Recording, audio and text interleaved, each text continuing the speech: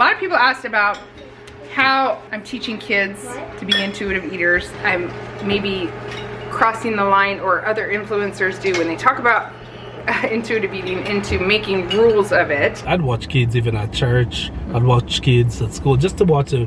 And you find that the ones that are on electronics so much, they kind of get riled up. Hi guys, welcome back to my channel.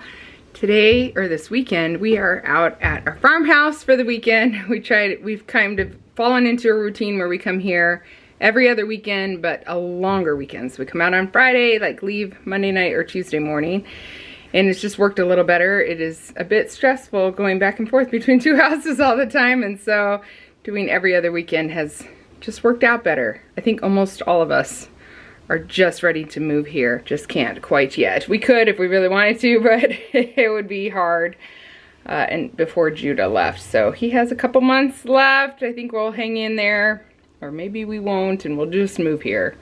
It's gorgeous here. Everything is beautiful. Everything, every season. Yesterday it was snowing, which is so frustrating in March, but it was beautiful. So what can you say? My bed is unmade. I got a very late shower this morning. We've just been playing around. Actually, Solo went to the other house. He had a lot of work to do this morning. Saturday here, and we work on Saturdays. Saturday is basically a work day. We don't do school, but we just consider it a work day. Monday is really our day off, and so a lot of times Solo has studying left, or he does mortgage loans. He does a lot of things in his life. He works with people's finances and helps them in many different ways, and life insurance, all these things. So he oftentimes has other work too. Our work weeks are just not big enough. Oh, you didn't get dressed yet. In this tiny itty bitty room, there was a pack and play, and now Eli and I spent some time putting in a real crib for Peace. We have two cribs, so we brought one of them out here. We didn't buy a new one. Anyway, it's gonna work better for her, help her sleep better. It's a tiny little space, but we're making it work. Her clothes are up there. Today I thought it would be fun to respond to some of your comments over our last several videos. I have a lot to do in my kitchen, so as I go about the day, and even as Solo comes back, he wants to respond to some of them too. So we're gonna go back over some last videos and just answer some questions. Oh, you see I'm still drinking Diet Coke. My kombucha was so good, but I gotta get a better supply. So on the days I don't have it, I still get a Coke. Your tooth is loose? Not this time. Really? Wow, when's it coming out?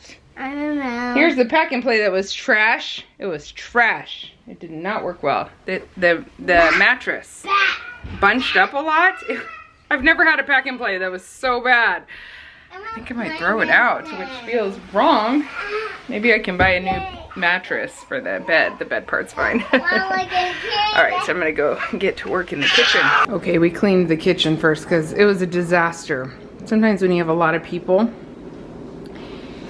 and you get breakfast out, breakfast keeps breakfasting for a long time as people wake up on days off. But she got dressed. And now I can work. I can work in a clean kitchen. I cannot work in a disaster. But everybody helped. It went fast. And here's that beautiful view I was talking about. It's in the 20s today. It's cold, but it's still pretty. So, oh, have you guys seen our beautiful pictures? Oh, we have some gorgeous pictures from Kenya. They're just stunning. Anyway, Mombasa, old Mombasa town. Anyway, out here in our garage, those are the old homeschool shelves. They are now out here, and homeschool books are in their containers. Down there we got Grandma's dishes. Love Grandma's dishes. They're blue. Oh, we got an egg incubator. Random. Lots of empty shelving, which is good because we're gonna need that. And I have my bread makers out here because they don't fit in that small kitchen. Oh, Luka put one away for me sideways. And more empty shelves, basically. As we move our kitchen out here, these shelves will not be empty for long, but it's good to have a place to put all the big appliances, so I'm happy about that. I'll probably find a lot of things to put in these shelves. Pretty sure we're gonna make this whole garage into extra living space. We'll see. We'll see how that goes. We moved on to lunch, pesto pasta. Red sauce spaghetti. We got ramen going on. Oh, now we're bringing extra chairs. Mom, remember when I was 4? I used to say I love mom. And now you don't? What happened? What happened? Now you're 5 and you don't like to clean? We got another house and now we have to clean too. Oh yeah, it's so rough. We just clean up after ourselves every time we eat, no matter what house we're in. Even if we stayed in the same house all the time, we'd still be cleaning the same amount. Trust I don't me. even like cleaning at all. No, we clean around the house also. But do you like living in a clean house?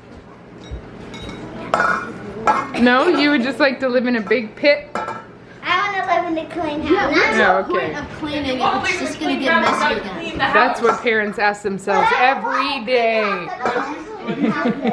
About a month ago, I filmed a video, maybe more than that, about how I'm eating these days, and that is intuitive eating. I did have some questions that I wanted to address from that video. A lot of people asked about how I'm teaching kids to be intuitive eaters. Intuitive eating is really about like following your own body. So you eat when you're hungry, you stop when you're satisfied, but we definitely have gotten away from that for the most part as a culture. A lot of people ask what happens if you're training your kids that way, if they want something sweet right before dinner. Well, I don't think I follow intuitive eating fully, in that I would not let them have, for the most of the time, I wouldn't let them just eat sweets right before dinner. We're gonna eat dinner and we want to eat dinner together. So we always have fruit, or most of the time, and they can always have fruit. So if they're really hungry right before dinner, I know that feeling when I'm cooking dinner and I feel like I can't wait, I'm so hungry. So for them, they can take a piece of fruit. And several comments were like, you talk about food being good or bad. I don't feel like I talk about food being good or bad a lot, but there's healthy food that, you know, that makes you feel good, and food that doesn't if you eat too much of it. To me, that's just fact. I don't know. So intuitive eating is really about not following diet rules at all. But to me, you also have to learn what makes your body feel good. And fruit is gonna be better than a cookie right before dinner most of the time. Like, of course, sometimes you can just skip dinner and eat dessert only or whatever. But for the most part, I want my kids to enjoy and know healthy food. And for us, introducing them to fruit, and a lot of fruit, has made them love fruit, and that's healthy for them. So I feel like introducing kids to healthy foods is a good way for them to know and love healthy foods. I'm maybe crossing the line, or other influencers do when they talk about intuitive eating, into making rules of it, and it's supposed to be no rules. I can totally see where she's coming from, and maybe that's where I divert a little, because for me it's not natural to just, most of the day it is, but in the evenings I don't want to stop when I'm full because I liked the food, or I just feel like eating ice cream at the end of the day, or whatever, you know. I have put some things in place in my life that are more rule-based, and so that's maybe where I deviate from intuitive eating. For me, I've been working on doing half-sized portions, especially in the evening, which most of the time is just like one serving instead of going back for seconds. And then just if I finish that serving, I wait at least 20 minutes before I get a second helping. I notice that I feel better when I only eat that one helping. I rarely want the second helping after waiting 20 minutes. And so I guess if making rules is not intuitive eating, then I'm not intuitive eating, but making rules has helped me just retrain my body to slow down. I'm a fast eater. And then also to just give it time to know if I'm actually full, you know, waiting that 20 minutes. I think I actually got the 20 minutes from one of your comments. I was just waiting some time, but we talk about it at the table. Some of the kids, they try to wait 20 minutes too, and most of the time they still want seconds, which is totally fine. But the whole point is like, we're waiting to see, let our body do its work. And yeah, anyway, it's an interesting conversation. A lot of you really liked the conversation. I do feel like it's the most long-term sustainable for me, and it's what I want to train my kids, and Solo is working toward that too, is just like following our body. So we're not denying ourselves any food. If you want food and you have it available, that's what you eat. But we're just really looking at, especially Solo and I, like eating less in the beginning and then just waiting, trying to go slower and waiting to make sure we want more, because eating past full is our biggest struggle. So that's what we're doing. That, I think that addresses most of the comments. So yeah, eating right before dinner, that's hard. I really am trying when I'm cooking not to snack and not to eat, because sometimes I can come to eating time and not be hungry anymore. And so that's something that I would talk to my kids about too. Like, you don't want to not be hungry. It's okay to put a little in your mouth, a few nuts or something, so that we're still hungry at dinner time. Several times I have followed my intuition. Maybe I was very hungry. I ate some crackers and hummus before dinner. That's happened to me twice now. And I didn't think it was much. It was like 8 crackers and some hummus, but I'm older now. And by the time dinner was done, I'm like not hungry at all. And that's annoying, because then hours later I'm hungry and I don't feel as good if I just eat right before dinner. So I guess following what is best, you're also following what paying attention to what works for your body and what doesn't work for your body. And so certain foods may make you feel bloated and yucky that you kind of wanted, so maybe eat just a little bit of it, or you just decide to skip that because it doesn't make you feel good. And eating right before dinner, then you're sitting there watching your family eat and you're not hungry anymore, and that's no fun. So maybe waiting, making yourself wait, or just putting a couple bites in your mouth or one bite, and so that you're not ravenously hungry. Or if you're interested more in intuitive eating, one place to start is there were a lot of good comments in that video, and I think it's How I'm Eating Now or something like that. There was a lot of good discussion how much diet culture has messed us up. It really plays into so much more. The more your eyes are open to how much diet culture affects our eating habits and affects how we think of our bodies and all of these things, and what a money machine it is. You just keep seeing it everywhere. So that was interesting. I really loved reading all your guys' comments on that and your thoughts about that. Okay, finally got them out of here. It's just Tori left. It's quieter, and I can give... technically in the kitchen now. You are not, and that helps greatly. I'm gonna get some bread going. I did have a couple comments from today's video that went up, which is probably a week ago from when you were watching, but somebody said our bass that we cooked that was flopping around. Who knew that fish lived so long out of water? I honestly thought, you know how long it takes us, how long it would take us to die being underwater?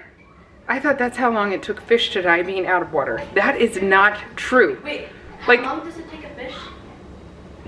Hours and hours and hours.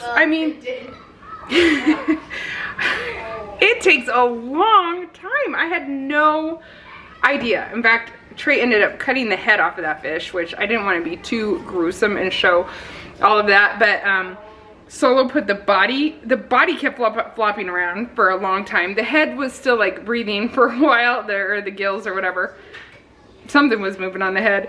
And Solo said even the muscle memory of the contraction, that fish folded right up even on the grill without a head.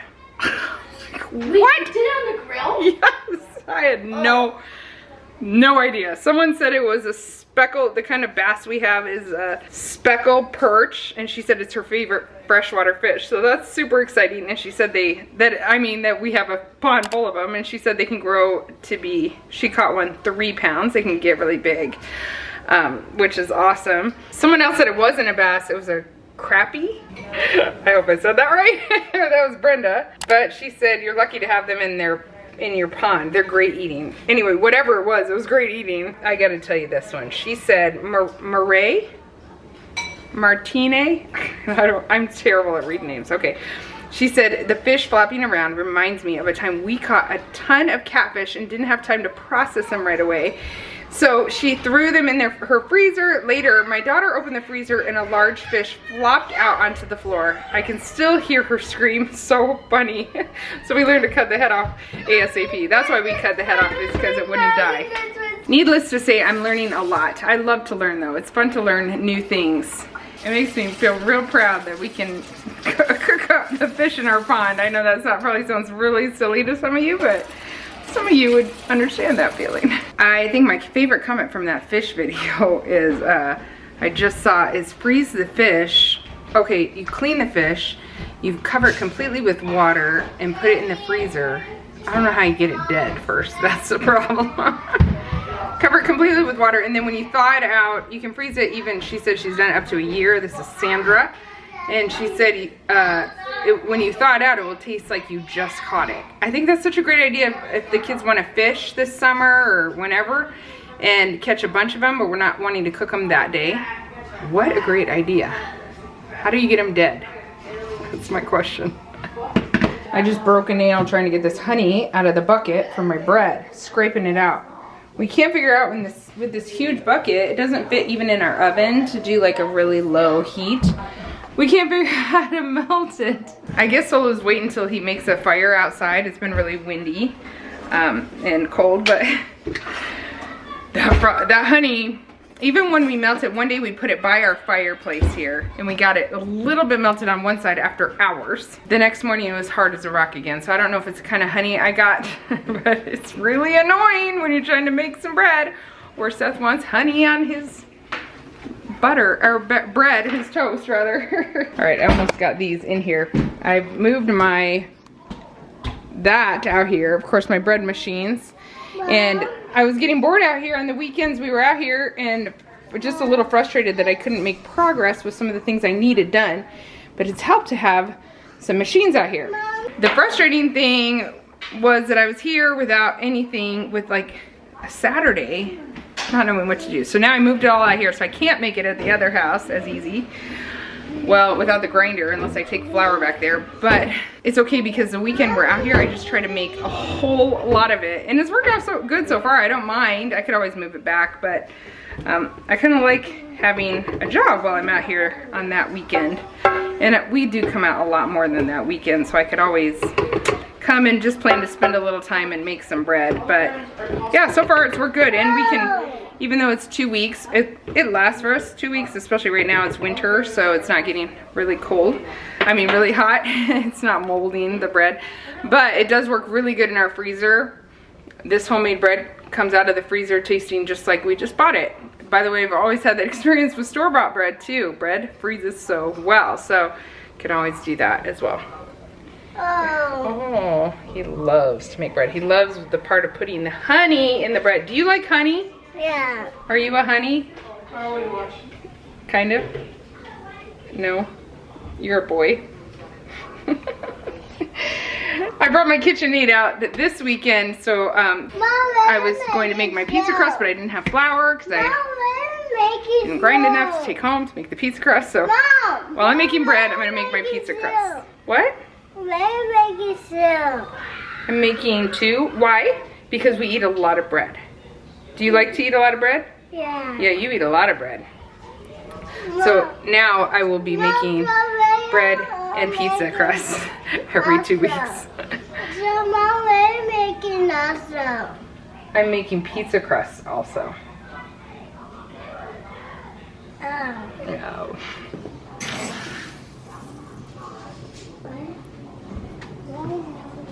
I don't have any bowls left here that I can use. Improvising.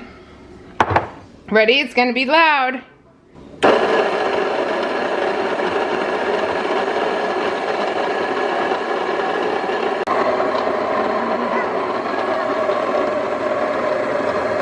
Well, Solo was gonna bring me the canner back, but he and Luka are still at the other house. He's been there all day. I had these soaking last night because I want to get my canning stuff out here too and work on canning while I'm out here, just so I don't have to transport cans, but my bread's rising. Anyway, he didn't get it to me in time probably, so I'll do it tomorrow or the next day. Can all those white beans. I'm on my second batch of bread. It's loud in here, of course. Here's my ingredients, some of them out. And just gonna get this going. We make 16 to 20 loaves of bread for 2 weeks. They're not huge loaves. And last time we made 16 and we just found out this morning, but we would have eaten a little more. I think 20 is a lot for us, but 20 would allow me to get some in the fridge. I talk in terms of 4 because I make batches of 4 at once. So I'm aiming for 20, or freezer. Aim for 20 and get some in the freezer, and then, that was confusing. But if I only get 16 done, that'll be okay too. So that's 4 batches. I wanted to say something else about kids and intuitive eating. Our kids eat sugar every single day. And I really am not ever telling them like, oh, that's a bad food or that's a good food. I just want to make that really clear.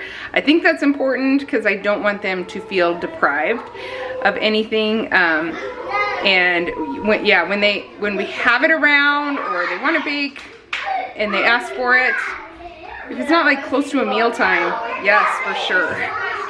If we can, we have dessert at night, and as long as they tried what we were having for dinner, just try it at least, they can have dessert. I don't want them just eating, filling up on dessert, but usually they have fruit too and a lot of other good things through the day. So I hope that makes sense.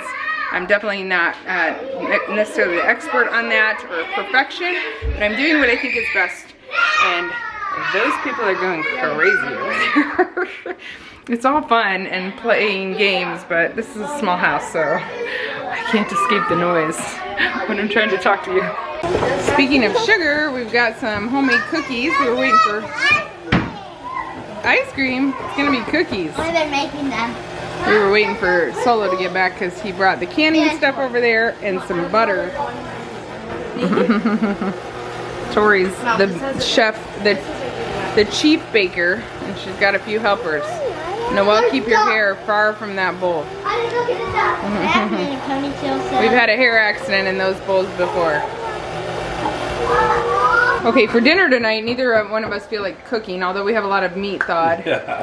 So we're using the beef stew that I canned back in whatever that was. September. So that's 6 months. Yeah, and this is the first time we're using it. Is 4 jars gonna be?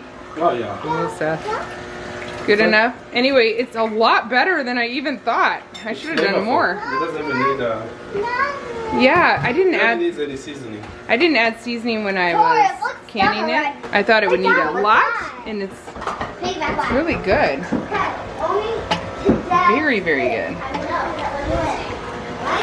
She wants to stand with the other. The kids are all standing on buckets, and she wants to too. So we had some leftover rice. We'll put it on for some of us. Double twins.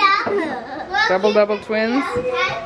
Actually, the bread's done just in time to go with the soup, which is perfect.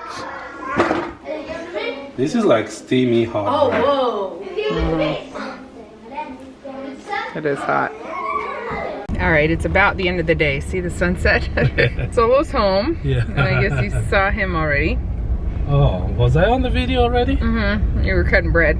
Oh, yeah, I was. Because I ended up crashing on the couch. So I'm thinking, was I on the video just... I was so tired. We're driving down to our pond, which is why we don't have seatbelts on. Because we're in our own driveway. But the car is yelling at us. We're tired people. Very tired. It's been a long few weeks, though. I guess. In some ways. I guess we do too much. Raise your hand if you're in the same position. Probably a lot of you. And we probably need more breaks. And we definitely need more sleep. I talked about Peace sleeping through the night, and now she hasn't been again. And we're just tired. She's been the longest of all the children. This is bumpy road. Oh my goodness. She's the longest. Yeah, for sure the longest. She's so sweet all day, so much fun, perfect baby in every way, but she does not care for sleep much, so. No. There's the pretty water. You know, we've lost so much water. Yeah, we have. First of all, the ducks are getting bigger. We play with them. We try to play with them every evening, get them out. We really want to socialize them. I don't know if we're doing it all right or perfect. I'm sure the internet will tell us, but they are so much fun. They're so cute. We're holding them a lot. They seem happy with us. They're starting to follow us, follow my voice even. Yesterday, Eli was calling them and they ran after him. It was so cute. Or one of them will call the others when we get them out for a while. They're getting big. Not sure how long they'll last in that cage or that container we have them in. Not too long. It's a stock They're tank. getting big. They are getting big. Every day we come down and we're like, wow, they're so big. So I could just see us coming downstairs one time or going out to the garage to see them, and they have flown out of there. You know, that would be something. So ducks, so fun, so fun. Spending update at this time I would normally show you what I bought and show you all I've spent. That's what I've been doing the last couple months, every 2 weeks, but I didn't want to do that this time because I just bought some fruit, which I'll show you here because I got a clip of it, but it was about $50. We bought 3 bags of apples in the last couple weeks. That was about $20-some. My aunt was bringing fruit over every time she came for dinner. If you saw my video last week, what we had for dinner, they were here for dinner every night and she kept bringing fruit, so that was awesome. That helped a lot. And then altogether in the 2 months, we budget normally $1,500 a month, so I tried to lump it into 2 months at once to see if I could save money, and we saved about $200 in 2 months. I thought I'd save more than that, honestly. And prices are bad. Prices are really just something. The inflation for food items is higher. For sure. Yeah, it used to be easy for me to just save money in a month, especially since I've gone to that $1,500 a month. And now I feel like I'm really trying really hard just to stay in that budget. So even we bought a cow recently, and we were just talking about how even that price has gone up so much. And I know feed has gone up for farmers and all that. So it's just affecting all areas. Anyway, I wanted to talk about one other video where we've gotten a lot of comments. Oh, sorry, this shakes the camera, okay. right? I mean, go where you want to go. I don't mind. I want to go, but I don't want to like, woo, you know. They're used to a lot of, if they watch our channel, they're used to a lot of noise and not the best videography it's in like the world. The people that are watching it on TV, there's so much emotion, it's like can be a little, if the bigger the TV, the worse the emotion. That's true. So that's why, let me just stop. And okay, so the video we got a lot of comments on. I just want you to comment on the comments, and let me tell you what the biggest one was. It was, okay, so on the video where we talked about electronics and kids, we were talking about electronics and the internet, which are kind of 2 different things, really. I saw, now I don't know, the internet part and what kids can fall into may be harder for people to talk about in the comments, but I definitely saw more of parents really resonating with the addiction or behavior modifying elements of too much electronics. It's like I noticed when my 6 and 8-year-old are on for a long time, or those kind of comments over and over and over, their attitude is horrible, this and that, and when I turn it off and just send them outside, everything gets better. Oh yeah, I saw a lot of that, but that is very true. I've seen it in real life. Yes, besides being on, and you could even watch kids. I'd watch kids even at church. I'd watch kids at school just to watch it, and you find that the ones that are on electronics so much, they kind of get riled up. Kind of get riled up a little bit. We've seen it in our own home though. We when you notice attitudes are bad, I mean, it hasn't happened for a while, but we've had it happen for sure in the past, where we're like, okay, we have been sitting in front of a screen too long, turn it off, you know. I don't care how cold it is outside, you can get outside or whatever. It does happen, but I was amazed to see how many stories. And here's one thing I noticed is that a lot of parents described like it started when they were young, like just during quiet time or whatever. I know that I've had a little one since Judah was little. We would watch a little Sesame Street every afternoon, and that was my quiet time when he was too old for naps, you know. I totally understand that, starting with it just starts very innocently, and then it becomes this, and then this, and then this, and then suddenly, and it can be hard for parents to go backward. But I would say, if you were asking my advice, I would say don't be afraid to go backward. Like, even if you've given a phone and you feel like there was a terrible mistake and it's gonna make them so upset if I take it away, I think the benefits of going backward, if you've gone too far outweigh, you know, what that child might feel in the momentary.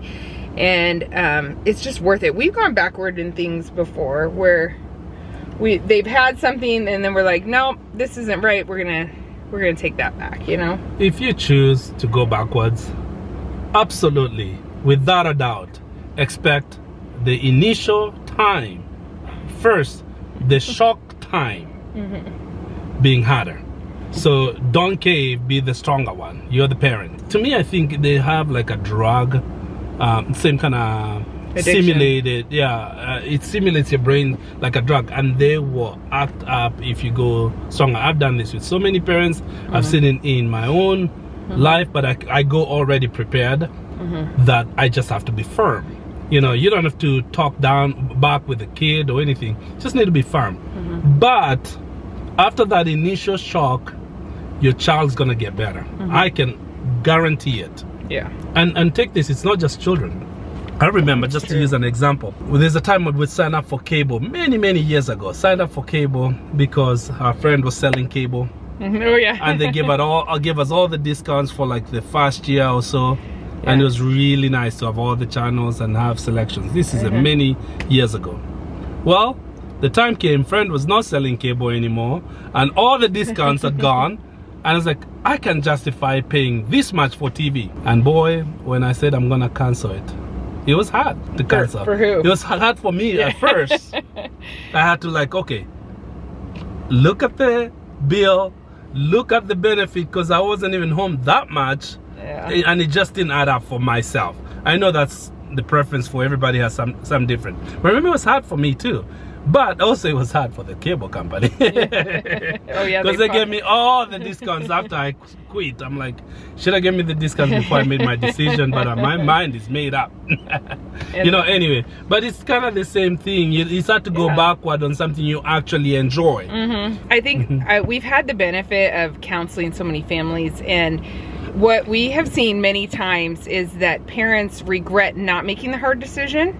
Yeah. Or when they make the hard decision and it's so hard and they get so much kickback from it, later on the kid is like, I'm so glad my parents protected me from that. You know? And sometimes making the decision can make it harder for the parent too, for a while. And that's 100%. I'm like, what you're gonna want to do. When your spouse is over there going like, no electronics this week at all, and you're like, why? You're not the one home with them. Yeah, I can say that. It's harder.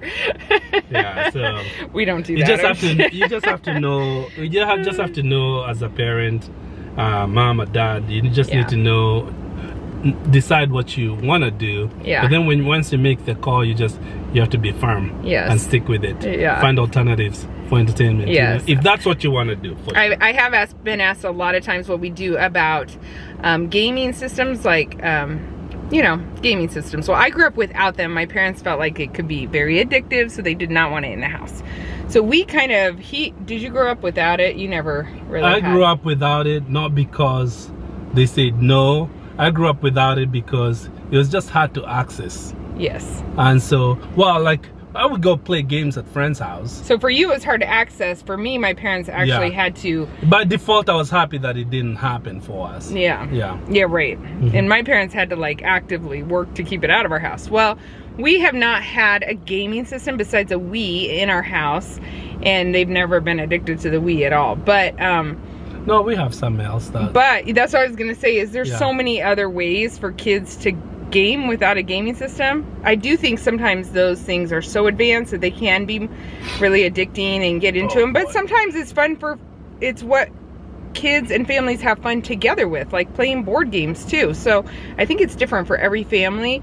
And just because you don't have a gaming system doesn't mean your kids won't have access to games. So it's just a very different world. But I have been asked that a lot, and I think every family just has to make the decision for themselves. And everything is within balance, you know. Exactly. I mean, so if it's hard to keep in balance and you don't want it in your house. Some kids might not have gaming systems in their house, but find other ways to get in trouble. Exactly. You know, so it doesn't really. It's not the game or not the game, the TV or not 100%. the TV, electronic or the TV. I think it's a balance.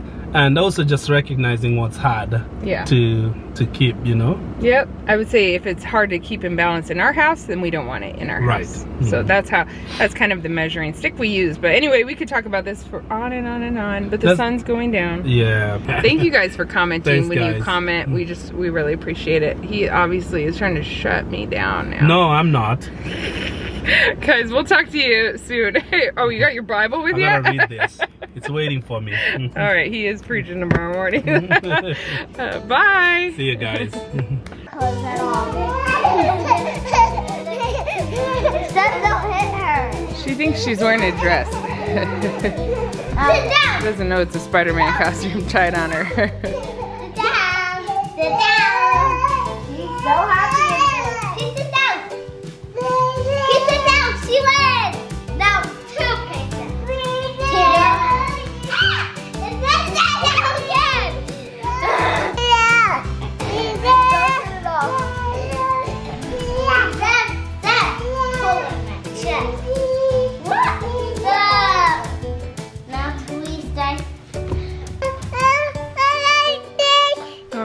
on you again? Here. Okay, I got a picture of you. You like that picture of you?